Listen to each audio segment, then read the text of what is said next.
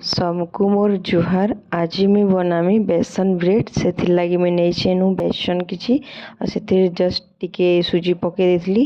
आउ सबू पियाज काटिचे टमाटर आउ कंचा मिर्चा काटिचे आम बेसन रेटा जितकी नून लगवा देली तापरे टिके मिक्स करमी टिके गरम मसला टिके स्लाइटली पकाली टेस्ट आसबार लगी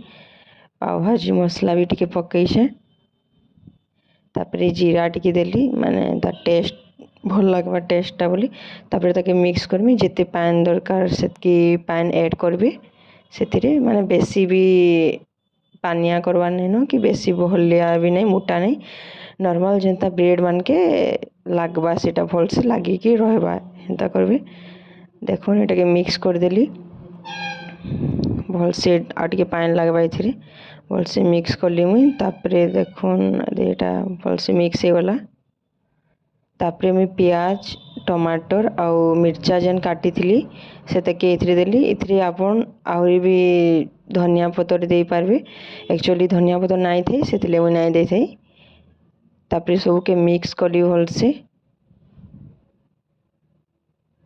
देखुन मोर एटा रेडी होला ना तापरे ब्रेड के आनली आउ इतर ऊपर पकेकिना एंता मिक्स माने ब्रेड रे सब लगामा हेटा तापरे पैन रे गरम करिकिना तेल देकिना एटा जस्ट टिके स्लाइटली फ्राई करबे। देखुन एटा मैं चारटा पकेछे गुटे पैन रे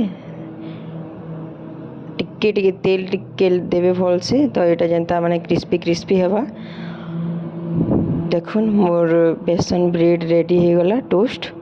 आपन एते सॉस रे भी खाई पारबे आउ किसी जदि चटनी फटनी बनाबे बोले भी खाई पारबे स्नैक्स हिसाब रे देके आपन आराम से खाई पारबे छुआ मन को टिफिन भी दे पारबे।